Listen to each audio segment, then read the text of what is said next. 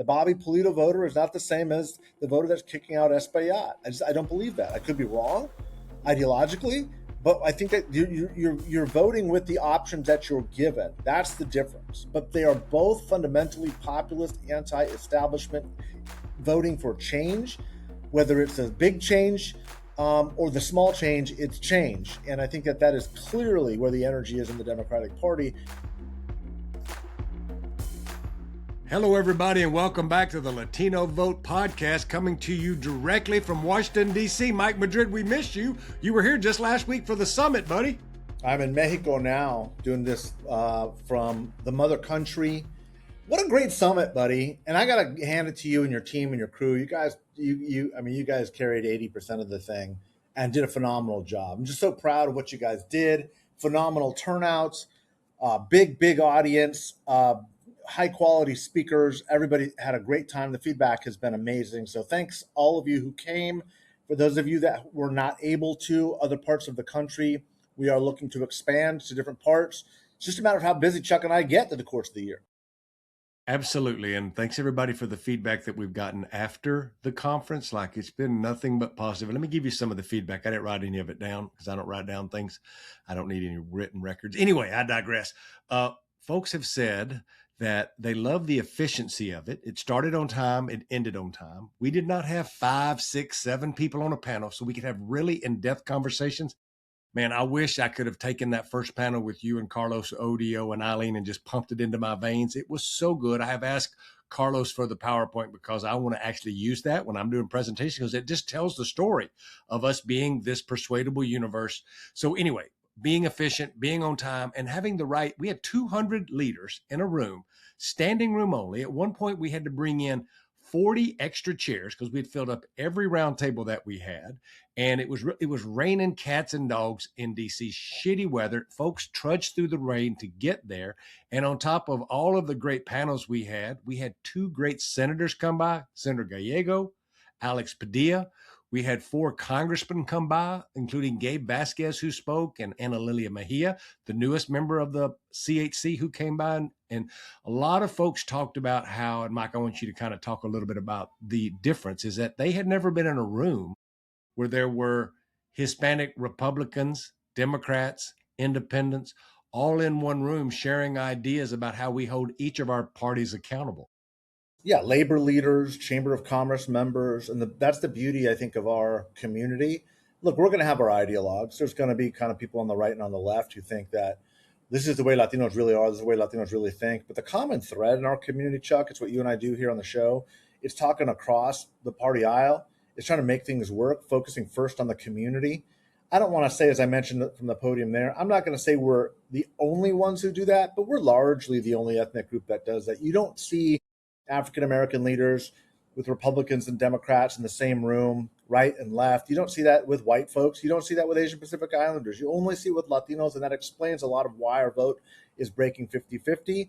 I know that troubles a lot of people on both sides. I think it's one of our greatest assets. I think it's one of our greatest characteristics as a people.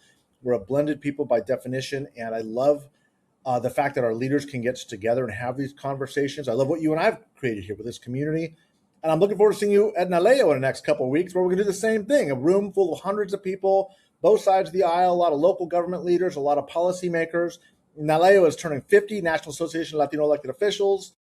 Eric Bernal, their fearless leader, is doing a phenomenal job. And it'll be great to get together again, Chuck, and see you and gather with hundreds of people with the same mindset that we do. I want to get to NALEO. I want to finish one thought that I had while you were talking about the summit, and that is our sponsors. I want to again thank the sponsors who made this possible. We didn't have to come out of pocket. Well, Mike come out of pocket in the beginning because I didn't trust this thing could actually happen. So I still owe Mike a little money. But luckily, I made enough money to pay Mike back and to cover all the food, all the expenses. Hat tip to 5 amazing young ladies who are in the DC high school and college program who came in. We had some junior staffers who helped us work the front doors. We pulled this together in a nice way. But to the sponsors, I want to start with Univision Televisa. Televisa, Univision were a big sponsor. They had some talent. Their vice president was there. They got to speak. They were amazing. Also, Telemundo, hat tip to Nicole Suarez, who was there, who did a panel. Also, one of their VPs was there as well. Also, Intravision, hat tip to Intravision. All three of these folks are in our community every day, advertising to our community, carrying the message and covering the news. It was really important for us to have all of these folks that are part of the community there. So hat tip to all three of those. On top of that, speaking of being in community, actually, former Congressman Tony Cardenas had a great question to the Altamed people. Altamed, who was a sponsor, Tony got up and wanted the person B, who's a friend of ours, who was on stage to talk about who is Altamed. Altamed is run by a Latino. They're in the Latino community. And you can see the theme here of all the advertisers that we had in community, part of the community. And that's why it was so big, Mike. And I was really happy to see the sponsors step up. If you want to say anything more about the sponsors before we get to NALEO. Yeah. And Altamed, especially to Cristina Sanchez, who helped make that work. Gastado, their founder, is one of the early Latino leaders in healthcare, going back to the 60s, 70s on this stuff, and built one of the largest Latino health clinic infrastructures in America, truly taking care of the health of our communities. B, you've known B for a long, long time. She was on the panel, did a really fantastic job. Marcelo Gallete from Entravision. Thank you so much for what they've done. And again, the beautiful part of Entravision, Telemundo, Televisa, Univision, Ultimate, they are of the community. And so it was great to see them helping us, supporting us, making this a success. They will be partnering in other projects around the country, but want to just say from the bottom of our hearts, abrazos, thank you so much. You guys made it possible. And we're looking forward to kind of helping you help us, help the community. So thanks again. And keep all of these groups in mind when you're thinking about the nerds who listen to this podcast that do advertising. No peso, no say so. Get out and you need to be spending money in community, and we should be hiring folks in our community and advertising in our community. Sure, advertise in English too. But these Spanish stations have been a bedrock of our community for a long time, and I think a lot of what they've been doing to put themselves out there. And what really touched me about this is that when me and Mike talked about doing this, we didn't go out and start soliciting a bunch of folks that we didn't know. When we said on the podcast that we wanted to do it, we literally got folks from these folks who contacted us because they're listeners of the show. They were like, hey, if you want to do this, we will help you. That means a lot to me and Mike, because we're not fundraisers. This ain't we're not trying to make any money, retire off of having a summit. Ain't nobody going to do that. But we didn't know what we were doing, but we had done this before. We're like, well, why can't we do it? Well, it sure makes that shit a lot easier if you got a couple folks that's like, I'll pay for the bread, I'll buy the coffee. By the way, y'all some coffee drinking. Me and Mike's got a follow-up meeting later today. Mike, you should know that these Latinos, I had budgeted for 5 gallons of coffee, and these Latinos drunk 16 gallons of coffee. That's what happens when you have a morning conference. 16 gallons of cafecito. I think I drank a gallon myself. It was early. I drink two myself. It was early. I was there at 7:30 in the morning, man. And I will say, we did have we had a good attendance as the first panel started. But by the end of that last panel, we were at full tilt. So even with Latino time, with a little bit of coffee, we were cooking with gas, like you said, right on time. So just a fantastic event. Hopefully, we can take this to other states in the country in the next few months. If you're interested, send us a note. Send us some feedback. If you can help us organize. Again, the only criteria we have is you got to have people. We highly curate the audience. This is not a cattle call. We're not speaking to everybody here. We want people to have a real honest dialogue. We don't care if you're Democrats or Republicans. God bless you. Believe in what you believe in, but you got to believe in the community first and foremost. That's what we had. That's what made it so productive. We talked about the economy and affordability for our community. We talked about immigration issues. We talked about the healthcare components of this. We talked about the data behind what is happening with our community from a political perspective to amazing pollsters. So just a great, great day, and something I think that we can replicate all around the country. Hat tip to Jason Villalba, who helped us start this podcast back in the day. He was on the panel from Texas. Came out from Texas for us, yeah. Drove all the way up, not drive. He flew up probably in his private jet because he's a Republican. Anyway, Jason, we love you. I want to ride in your jet. I want to go fishing out Lake Palestine. Anyway, you were talking about NALEO. Let's talk about NALEO. Y'all should know that we're going to do a live recording of this podcast in front of the largest gathering of national elected and appointed Latino leaders from across the country. And for some reason, they have decided to go to Los Angeles. Diego, this is where you put the crowd noise in. Yeah, everybody wants to go to the City of Angels, whatever. And Mike is now called my bluff. And evidently, after the podcast, me and some of these taco guys are going to go have some food somewhere in LA. I think they're taking me to a Taco Bell, but I have been wrong before.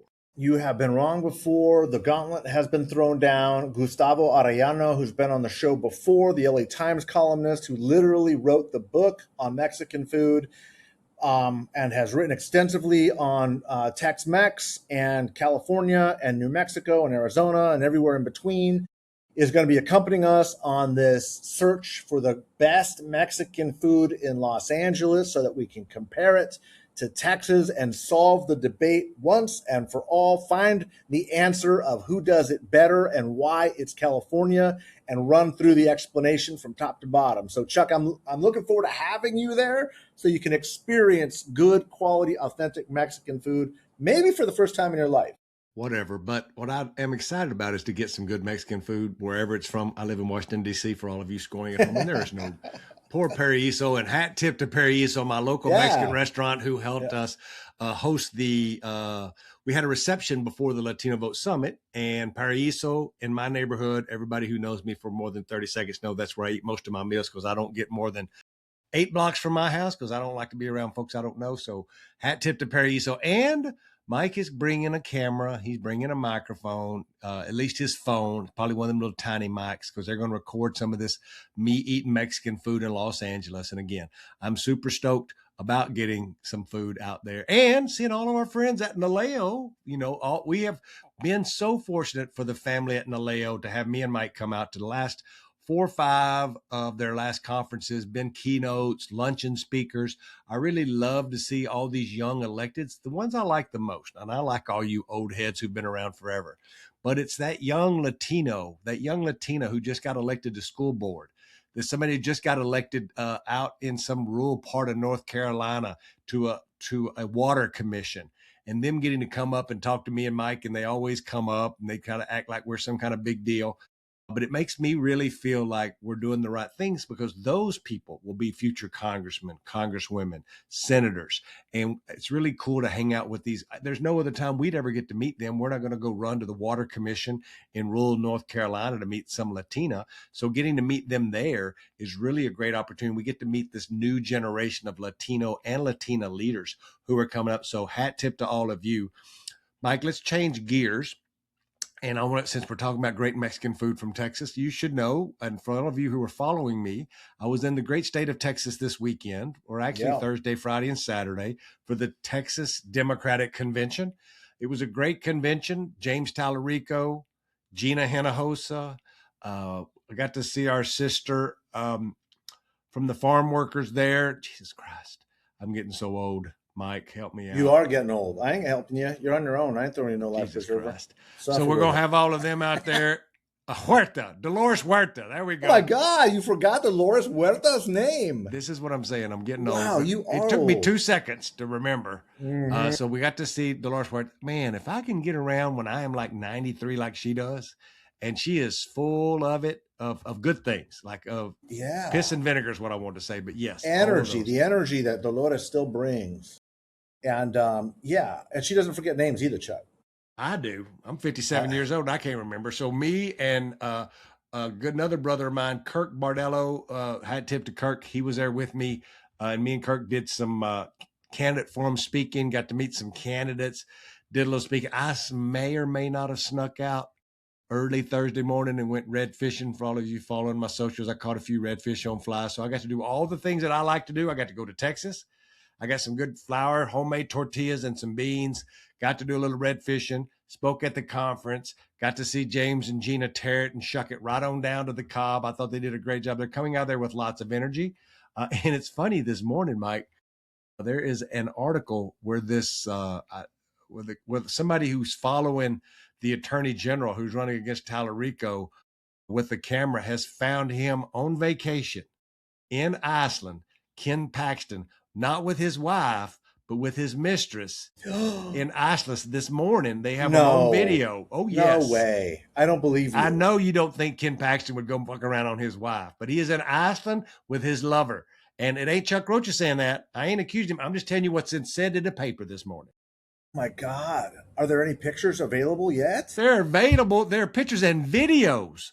You need to get on the internet, look up the I need Twitters, put in Paxton's name, and you can see him and his wife going through his lover going through the airport together. Poor old Ken Paxton. Caught again. or maybe not. Poor old Ken Paxton. You got to be kidding me. Who does that? Who's got that kind of? That's cojones. In That's Spanish, we call it cojones. I don't know what we call that, but my God, that's just crazy. Like, what he thinks probably the most remote place to go is to Iceland. No one's going to He's like, recognize there's him. not Right? no internet in Iceland. Ain't Oh, nobody my got no God. mobile phone in the Iceland. What was the energy like at the Texas convention? You know, I've been to some of these before. Hell, I've been going to them since they were in Fort Worth in 1996. Mm-hmm. And it was good. I think it was a little different because it was in Corpus Christi.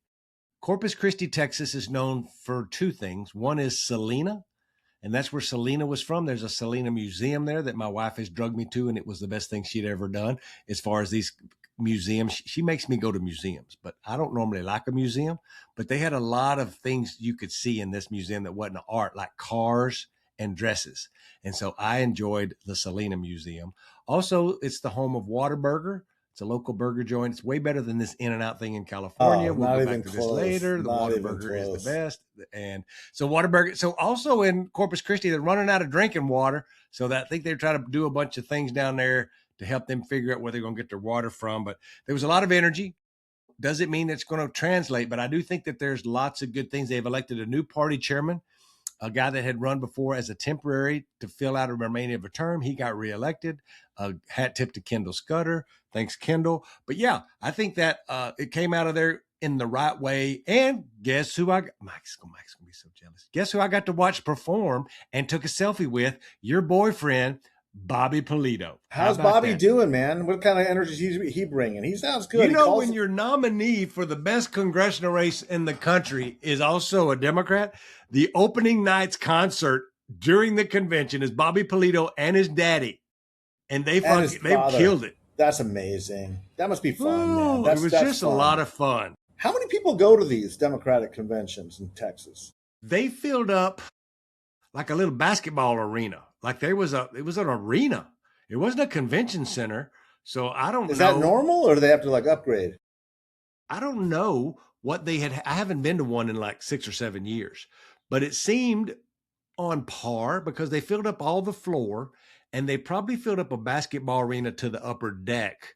So shit, I bet there's 7,000-8,000 people there. Seemed like a lot. Okay. Yeah, it was good. It was a good turnout.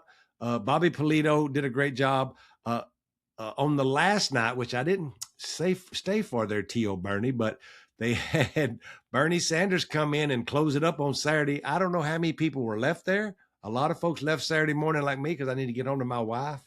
But it was a good convention. Let's change gears, and I want to talk about breaking news this morning before we get to the Colorado elections, which will happen tomorrow. Diego will get this out in a couple of days. So when you're listening to this, the Colorado elections will be happening, but have already happened. But before we get to Colorado, Mike, I want your take. The Supreme Court this morning, we're recording right now on a Monday morning, they have ruled in a 5-4 decision that, I think this was a Mississippi thing, but this goes for all states, that the states could accept mail-in ballots after the election was over, as long as they're postmarked by Election Day. And the Supreme Court ruled 5-4. The 3 liberal appointees sided with the Chief Justice John Roberts, and help me out, Mike, the woman Republican. Supreme Court. Yeah. Shit. Give me your reaction and I'll look it up. Man, we're both getting old. We're both getting soft. Supreme Court decision. Yeah, I was on a call with clerks from California, statewide, city clerks who manage elections process. When the story broke, you could have heard an audible cheer. This is a very, very big deal. It's especially a big deal for a lot of Latinos who tend to be late deciders. This is going to have a huge impact on the Latino vote. That is so true. Yeah, it has a big impact on Latino vote. It also, you know who else it has a big electoral impact on, Chuck? Group you're close to and close with? Veterans. veteran. This is overseas ballots coming in. This is a big deal. This is about enfranchisement. This is a big part of why California gets sort of the reputation it does for counting ballots late, is because we do allow for people whose postmark, remember the postmark has to be by election day, but they give you 7 days for the United States Post Office, the federal government, to deliver them. Huge setback for Trump, huge pronouncement for enfranchisement. I'm proud of the court, I guess. The fact that four justices would vote against it are obviously concerning. Amy Coney Barrett. Yeah, boy, Amy Coney Barrett. So yeah, congratulations. What do you think about that, Mike? As a former Republican, so you have the three liberals, obviously. You have the crazy nutbags on the right, Alito and Thomas. And so you have Judge Roberts, which I kind of get. This is pretty cut and dry. But then, Amy Coney Barrett has been siding some with this Chief Justice, some with Kavanaugh. I will openly talk about how Kavanaugh was with the conservatives here. And Mike brought up a great point and I know this is supposed to not be a partisan court, blah, blah, blah, but we all know that they are. Most of the ballots, not most, but a big chunk of the ballots that arrive after Election Day that were mailed by Election Day or by foreign service members overseas or in other states. Yeah. I mean, look, you've got to err on the side of allowing people to vote through no fault of their own, by the way. If you've got people in the military serving on a ship in the middle of the Arabian Sea or the Mediterranean, dealing with, fighting a war, a meaningless war on behalf of Donald Trump, and then you're going to not allow their ballots to be counted? Like, come on, what are we doing? It's troubling. It's deeply troubling. I think Amy Coney Barrett actually, has been a really phenomenal justice insofar as, whether you like her or not, she has been the most consistent to being a classical conservative. She has stood up the most from the quote unquote right on the bench against Donald Trump when she is seeing egregious overreach on behalf of government. That's what a conservative is supposed to do. Kavanaugh, Gorsuch, sorry, you guys don't pass the smell test. Alito, Thomas, oof, boy, you guys are in the MAGA bag. You guys are just nuts. You guys have no credibility. You are nothing like the conservatives that you are supposed to be have put on that court to be. You are a MAGA. You are a Trump fanatic. You are undermining the basis of the judiciary in this country. It's an embarrassment. It's a sham, and history is going to remember you that way. So I don't know if that's clear enough on how I feel about it, Chuck, but that's how I feel about it. Obviously, you've got some issues, but let me ask you about the Supreme Court. I'm curious. I've never asked you this, but all of these folks, except for some of these newer folks, Amy Coney Barrett and some of these others are young folks, but there's a bunch of them that are in their 70s.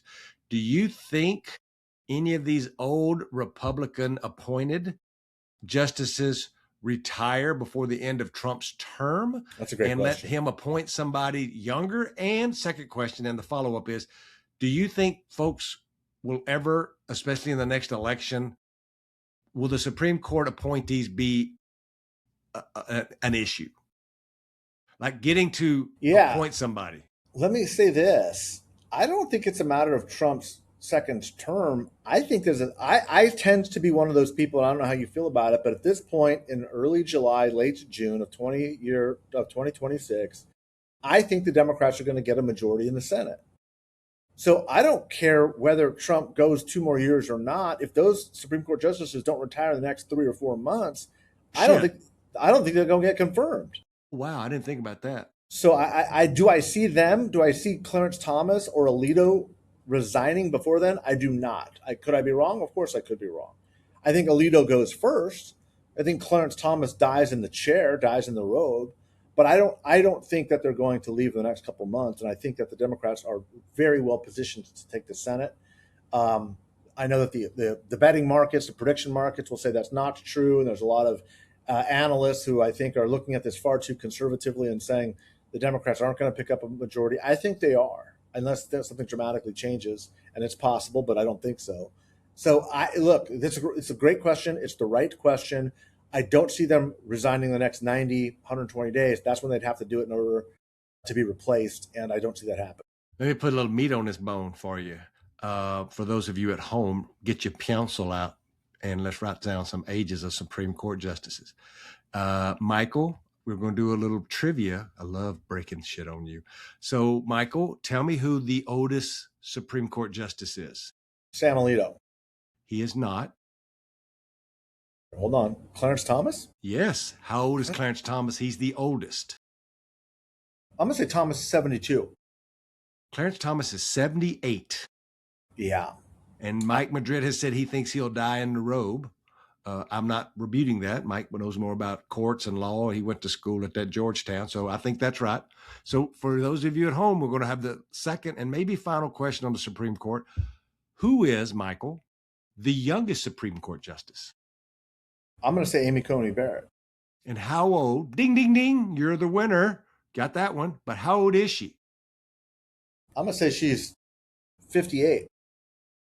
That's close. She is 54 years old. Mike, there are Supreme Court justices that are 15 years younger than you. You got, there we go. Finally. You broke 54. Me out of character. There we go. Yeah, but that is weird to have a Supreme Court justice younger than me. But not, so now, not 15 I thought that's years. really 15 weeks. Not 15 weeks. So we're going to go through them quick, just so you know. For those of you at home, you learn things on the Latino Vote podcast. Clarence Thomas is 78, Republican. Sam Alito is 76, right behind him, appointed by a Republican. Next is a Democrat appointee named Sonia Sotomayor. She is 72, Mike. Yep. Only Latino on the bench. Yep. Elaine Kagan, appointed by a Democrat, is 66. Mm-hmm. John Roberts is 71. Okay. Neil Gorsuch is 58. Huh. Rep. Kavanaugh is 61. Rep. Kavanaugh. He's 61? Yep. Well, he's going to be there a while. Ketanji Brown Jackson is 55. She's going to be there a long while. So you can see, and the point I wanted to make is, these folks that's up here in their 70s, Thomas, Alito, Sotomayor, and some could say George Roberts, who's 71, you know, when there's 2 years left in Donald Trump's term. Now, Mike thinks the Senate could go that way, and I can see his math on that. Is like there's a lot of decisions that have to be made. Even if a Democrat was, and I'm going way down the path here, if a Democrat's going to win the White House in 2 years, 2.5 years, all of these, Sotomayor has to retire. You know, I could make the case for Elaine Kagan at 66. By that time, she's almost 70. Like, I think we all learned a valuable lesson with Ruth Bader Ginsburg. RBG. Right, RBG, because I had not understood the court like I do now. And I was like, man, there was mistakes made, and Trump even and others holding over the thing and not wanting to, or was it the last year of Obama? I'm going to take it a step further. I think that if, let's just say, Clarence Thomas decided he was going to announce next week his retirement, I don't think you get Cassidy's vote. I don't think you get Tom Tillis's vote. Holy shit. I'm not John sure Cornyn. I don't think you get John Cornyn's vote. I'm not sure you even get Susan Collins's vote. Wow. I never thought about it. Right here on the Latino Vote podcast, breaking right now. Yeah. So I'm not sure this. I think, and look, anything can happen, but I would say the odds against Trump having another pick on the court, you know, I don't think he gets another one. I think he's gotten what he's going to get. I could be wrong, but I don't think so. I think I never thought about Cassidy. His ass is chapped. The guy down in North Carolina. Nothing. Cornyn ain't giving him nothing. Tillis the guy in North Carolina is all out of shit and giggles. Yeah. The senator there. Right. Yeah. Well, it's not Tillis. Who is it? Yes, Tillis.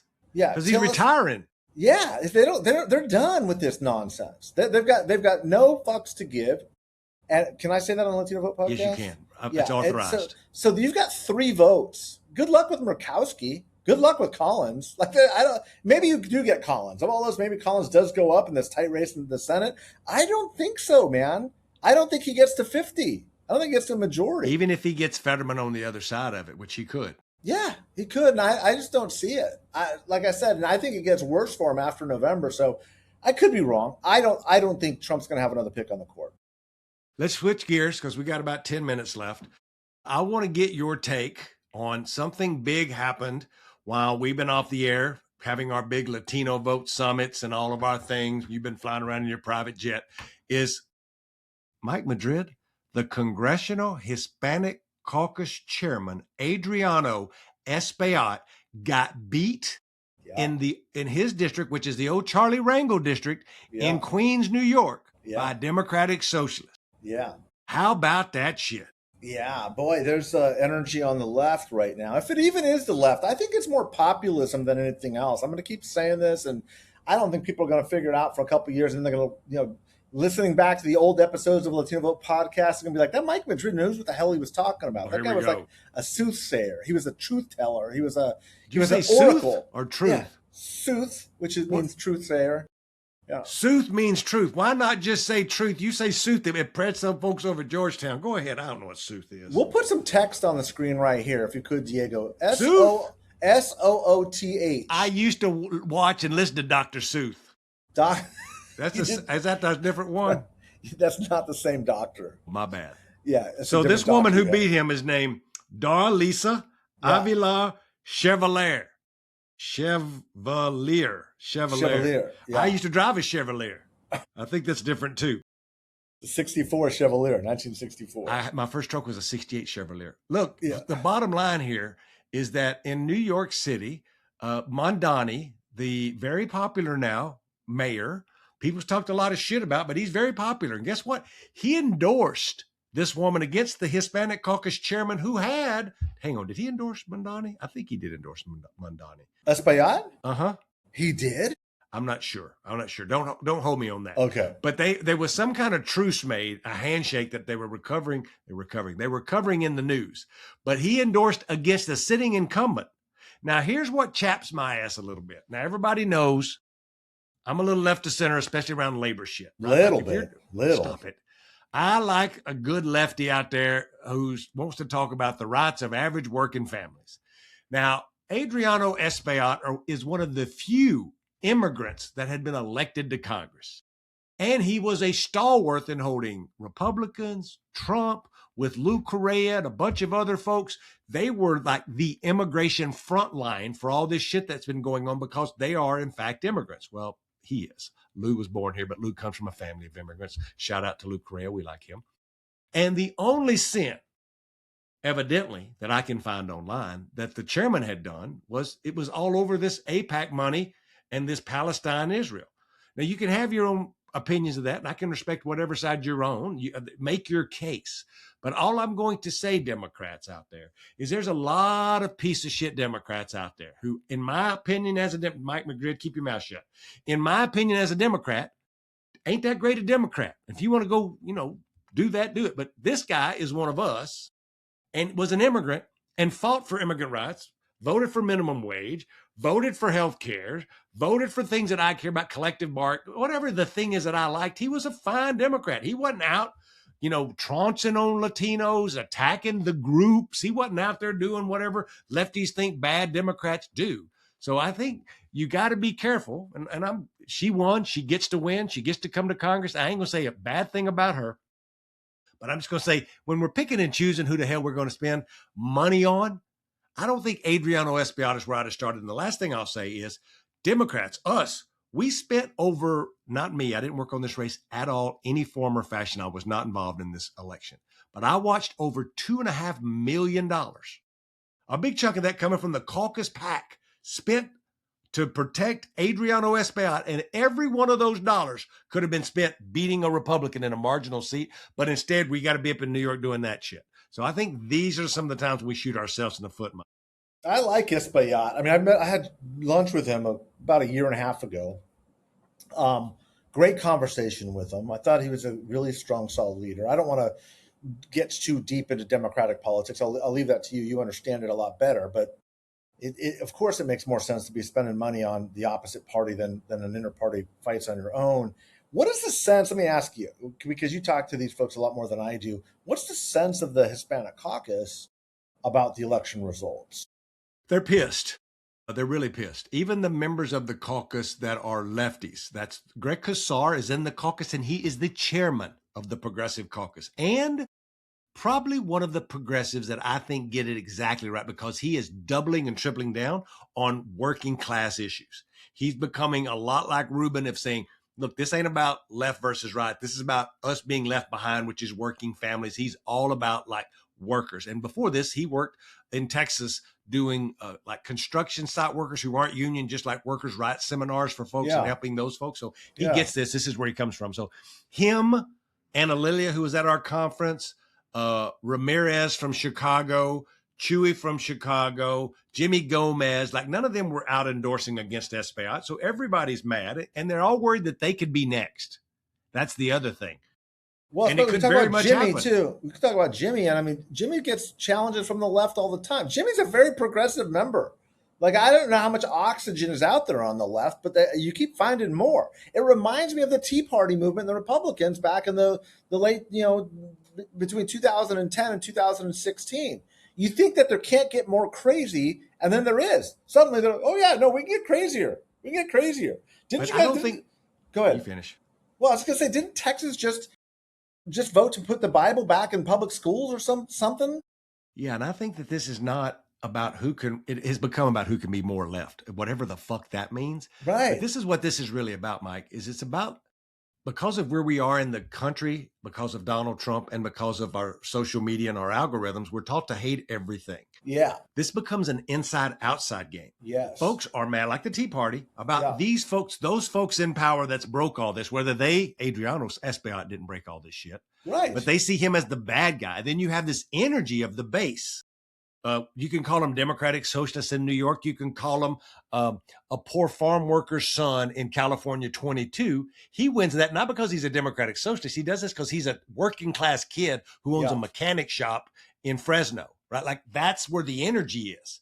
But what happens is us Democrats get painted with that when only 4 or 5% of the total electorate that elected somebody in a Democratic primary in New York City as seen as the whole party. What I've been seeing on TV is, good winning elections. You have taught me, Mike. Ruben Gallego taught me. Lots of folks have taught me because I learned is like you can have all these ideas, but you got to win elections first. If you want to change something, you got to win elections. So I give them credit. They won the election, but they won a Democratic primary in New York City. The 43 congressional seats that I'm working on right now, 15 of them have big Latino populations. Ain't a single one of them in New York. Ain't a single one of them in LA. Ain't a single one of them in Chicago. Ain't a single one of them in Miami. They're all on the outside of that. So whatever you're doing in those cities to represent your people in those cities, do it. That's democracy. And if you don't like it, go vote and beat them. And that's what the Democratic Socialists did in New York. I want to pivot to now tie that to something that is not New York and a phenomenon that's happening in Colorado. Tomorrow, which will be a few days from now, when you listen to this, because this is on Monday, Diego will get this up in 24, 48 hours, 72 if he's drinking, and we will have election results from Colorado. Look at three things when you look at Colorado. One is this large Latino marginal seat. It's a lot like California 22, except it's more college educated, and it's just got about 15% less Latinos. In Colorado 8, which is a suburban district and rural district north of Denver, which takes in a lot of Adams County. I know I'm getting in the weeds, but you nerds love this shit. You have an open seat. There was a Latina congresswoman there who won 4 years ago. And then during the Trump wave, she loses to a white guy in a 50-50 district, which is the only 50-50 district in Colorado 8. And you have the fight up there of this establishment state rep named, I think it's Rebecca Bird, Susie Bird, somebody Bird, running against a Latino named Manny Rudinal. And Manny's running as the progressive, but not like left-wing Democratic Socialist. He wears a cowboy hat like me. He's a young state rep. He's voted on, Medicare for all kind of shit and good things that I think. And so it's become this battle of this Latino from an immigrant family against this white, some would call it normal, regular state rep, but watch to see if he wins. Now, he's run to the left of her. Lots of money has come in for both of them, but this is a fight for a district that's 50-50 Latino that just has a freshman Republican in it. These are one of these districts that's true 50-50. It's going to be a Democratic pickup, probably, because if a 50-50 district don't swing 5 or 10 points to the Democrats, to Mike Madrid's point, then something's wrong, because that's what we've been seeing. 2 more points and I'm going to stop. Also watch the Senate race. The Senate race is crazy. You have an incumbent who's been there forever, and it's Hickenlooper, And he's running against a Latina left state senator who has no money, and he has got unlimited money, and she's polling 4 or 5 points behind him, and she is a dyed-in-the-wool lefty. I've known Julie a long time, got no beef, but this is what's happening in this inside versus outside game. And the last thing I would say is, in the Colorado governor's race, you have a senator running for the governor's spot against the attorney general, and the attorney general is the one who's been like, I've sued Donald Trump 30 times. I'm the fighter. And he's raised in the poll when he should be getting his butt kicked by a senator. All this is Democratic politics. And I think it all goes to one thing: is everybody is sick and tired of being sick and tired. And working families have been playing by the rules, trying to do the right shit. And no matter what they do, they can't get off the hamster wheel to get ahead in little any iota, when all they want to do is have enough money, maybe to buy a new truck or to go on vacation, and they just can't. So it becomes, I think, an inside versus outside game. And Mike, I'll stop talking and get your reaction. Boy, that was a lot of talking, man. Some big points there, though. Helpful. That's a lot of going. That's full nerd zone right there. I mean, you got to go deep into Colorado politics. Help me understand, though. So is there a common thread between the strongest climbing challengers? Are they left, center, or no? That's your point, is that's not, has nothing to do with it. In cities, yeah, it's more it's left. It's AIPAC Palestine stuff, and it's only that. And the base really evidently cares about that in New York City. Yeah. And I'll just say it here. You got a lot of privilege if that's your number one issue. I'll just leave that there, because as a kid growing up in a trailer house in East Texas, I couldn't have found Palestine or Israel on a map, and probably can't today. And a lot of folks can't eat, but if that's your number one issue, you have that right to be, but that comes with a lot of privilege. And I fall in line with probably the Palestinian people, but that ain't where I'm going to pray every day. I want my family to be able to eat, and I want my family to have a good school. I'll digress. Yeah. But in country areas, in Colorado and in California 22, it's more the populist message of, it's the corporations' Outsider. money. Yeah. Outside versus inside. I just think it's different in cities. In DC, Mike, a Democratic socialist won the mayorship. And I love Janice Lewis George. She's great. Yeah. The dude who won the open congressional seat, lefty. Citywide council, lefty, because that part of the party is highly ginned up, just like back when you would describe the Tea Party. Guess who was ginned up back then? Yeah. That part of the party. That part of the party. That's where the energy's at, of kind of that more extreme, intense part of the base, who's just kind of angry, pissed off, doesn't know exactly what to do with it, so they find something to be pissed off about. You mentioned all these cities. We're not going to talk about it today, but we should probably talk about it soon. Our friend Julie Chavez Rodriguez was just hired by Karen Bass, mayor of Los Angeles, to run her re-election campaign.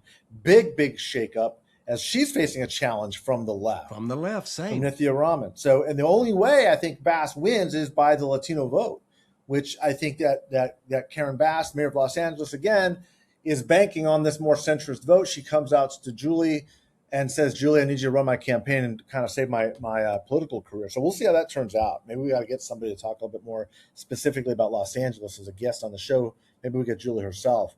But yeah, I hear what you're saying. And like I said, I think this is a populist moment. I don't think that there's a common thread between what's happening with young Latinos. I think it has lots to do with geography and region, generational differences. I think that young Dominicans and Puerto Ricans in New York City that are revolting against their party leadership, party establishment, are not like what you're seeing necessarily in the Rio Grande Valley. The Bobby Pulido voter is not the same as the voter that's kicking out Espaillat. I don't believe that. I could be wrong ideologically, but I think that you're voting with the options that you're given. That's the difference. But they are both fundamentally populist, anti-establishment, voting for change, whether it's a big change or the small change, it's change. And I think that is clearly where the energy is in the Democratic Party. And it's going to be fascinating to see, brother. Look, so much of what's going to happen in these midterms is going to determine the narrative of who's going to be jockeying for the presidential race, which is starting November 5. I mean, these guys are already positioning.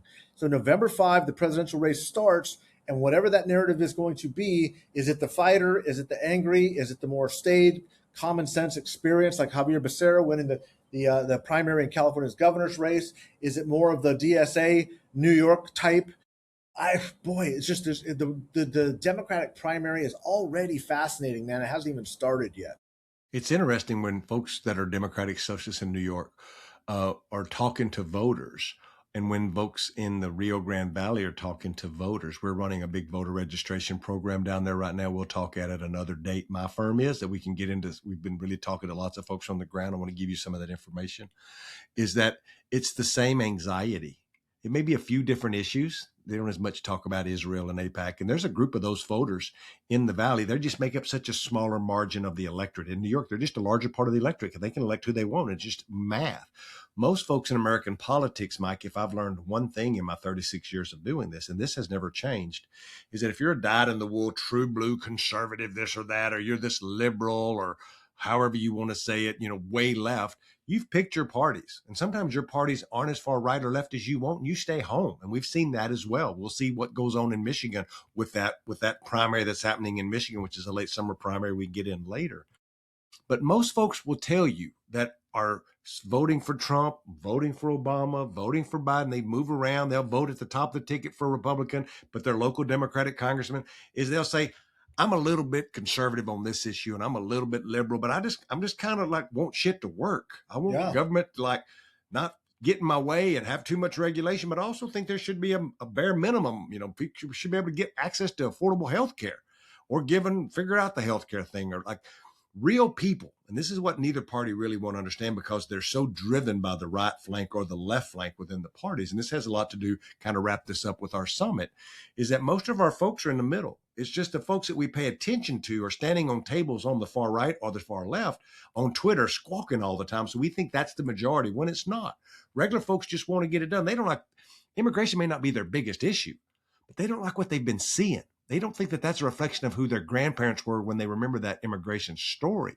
It doesn't mean that they don't want the border closed. They want both. They want the border closed, but they want a humane system to get folks here.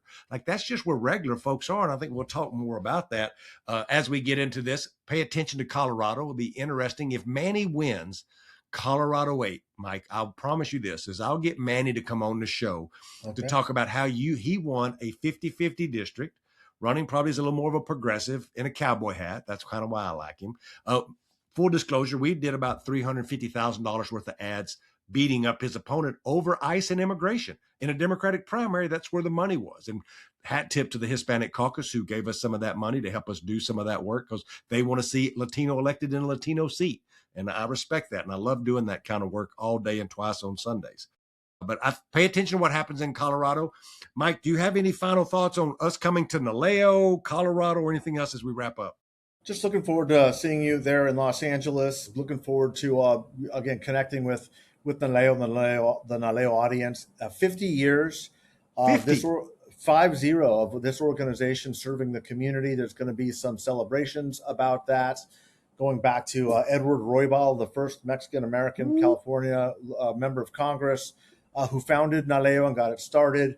There'll be some celebrations, I'm sure, of Arturo Vargas, a longtime executive director, Erika Bernal, the new woman who is just a dynamo. I'm such a huge fan of what she's done over the 30 years that I've known her in the organization. And they're going to be talking about what's next for an organization that has achieved so many firsts. And as I understand it, Javier Becerra, the nominee for the Democrats and likely winner of the gubernatorial election, will be closing out the summit. I don't know if I'm supposed to say that or not, but that's my understanding is he will be there. Chuck Rocha, Mike Madrid will be there. I think you're going to see a lot of some of the big names nationally there coming to show up. I think it's going to be kind of a homecoming for a lot of folks. I'm proud that it's going to be in LA where this whole thing got started 50 years ago. And it's going to be cool to celebrate it, Chuck. And it's good to be have you there with us.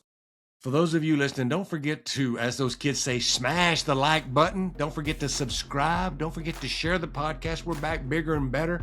Hat tip to Diego and our new production team who's making this thing look so good. It takes a lot of work to make Mike Madrid look good, and he looks damn good today.